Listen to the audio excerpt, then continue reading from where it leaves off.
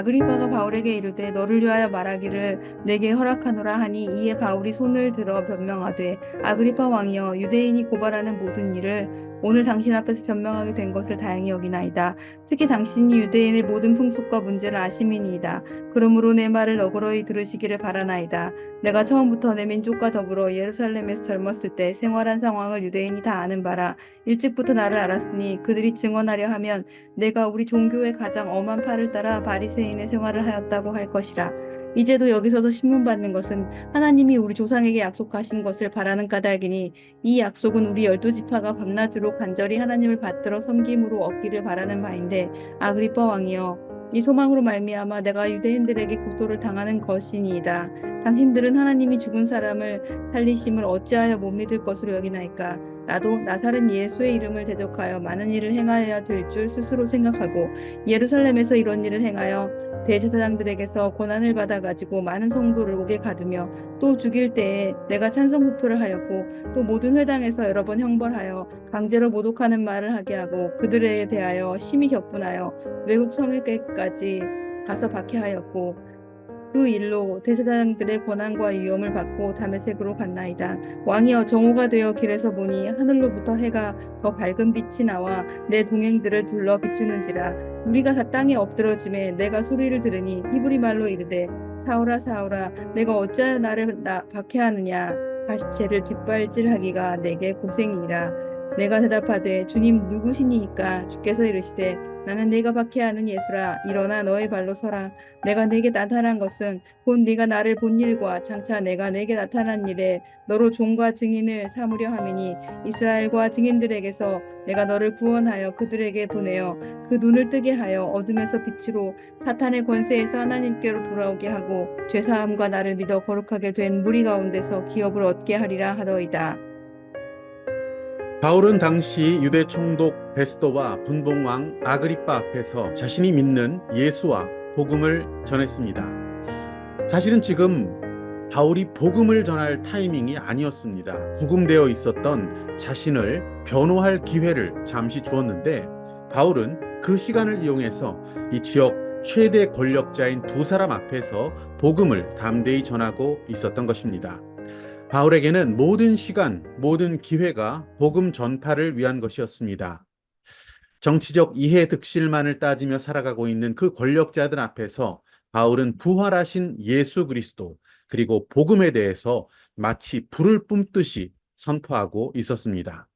이번 기회가 아니라면 이 법정에서 주어진 이 발언 기회가 아니라면 내가 언제 총독과 분봉왕 앞에서 복음을 전할 수 있을까? 이런 마음으로 바울은 온 마음을 다해서 자신의 간증을 담은 복음을 그들에게 전했습니다. 바울은 법정을 복음 전파의 현장으로 변화시키고 있었습니다. 바울이 전했던 것이 무엇입니까? 자신의 의로움도 아니고 자신의 성취도 아니고 선함도 온전한 행위에 관한 것도 아니었습니다. 그가 전한 것은 오직 그리스도, 그리스도의 복음이었습니다. 아무리 의로운 자라도 하나님 앞에서 의롭다 하심을 얻을 육체는 없습니다. 하지만 복음은 하나님의 의에 도달하게 되는 그 능력이 된다는 것을 그들이 깨닫게 하기 위해서 복음을 자랑했던 것입니다. 오직 의롭게 되는 길은 예수 그리스도를 믿는 믿음밖에 없다라는 사실을 그들에게 전했습니다. 하나님의 의, 믿음으로만 주어지는 그 의의 복음을 자랑하는 것이 바로 바울의 복음 선포였던 것이죠. 바울은 그가 로마에 보낸 편지 로마서 1장 16절에서 이렇게 적은 바 있습니다. 내가 복음을 부끄러워하지 아니하노니 이 복음은 모든 믿는 자에게 구원을 주시는 하나님의 능력이 됨이라. 아멘. 바울은 복음을 전했기 때문에 멸시를 받게 되었고 목숨을 잃을 상황까지 가기도 했지만 그는 복음 전하는 것을 주저하지 않았고 부끄러워하지도 않았습니다.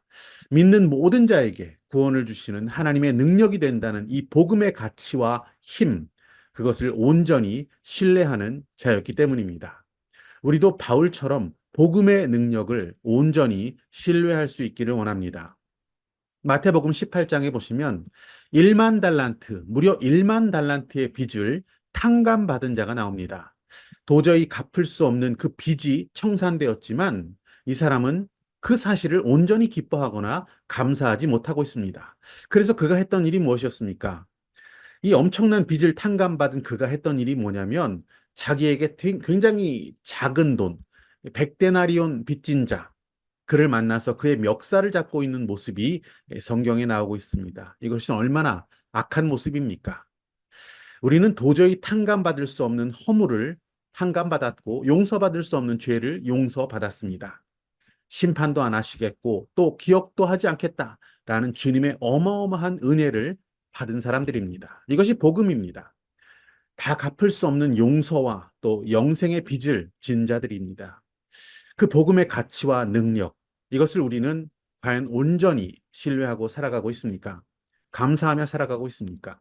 복음은 능력이 있습니다. 모든 계층, 모든 사람, 모든 문화, 모든 장벽을 뛰어넘는 믿는 자에게 이 복음은 구원의 능력이 된다라고 주님께서 말씀하여 주셨습니다. 우리는 이 복음을 부끄러워하지 않기 원합니다. 복음을 전하는 일에 우리의 삶을 드릴 수 있는 자가 되기를 원합니다. 주님은 우리에게 온 천하에 다니며 만민에게 복음을 전하라 이렇게 부탁하셨습니다. 누구든지 그리스도 안에 있으면 새로운 피조물이 된다는 복음, 이전 것은 다 지나가게 하시고 새 것이 되게 하시겠다는 복음, 이 복음의 능력을 우리는 신뢰하고 전해야 합니다. 우리는 복음의 빚진 자입니다. 바울처럼 어디를 가든지 우리가 그리스도임을 알리기 원합니다. 그리고 복음의 능력이 무엇인지 우리의 삶으로 그리고 전함으로 담대히 드러내며 살아갈 수 있기를 소망합니다.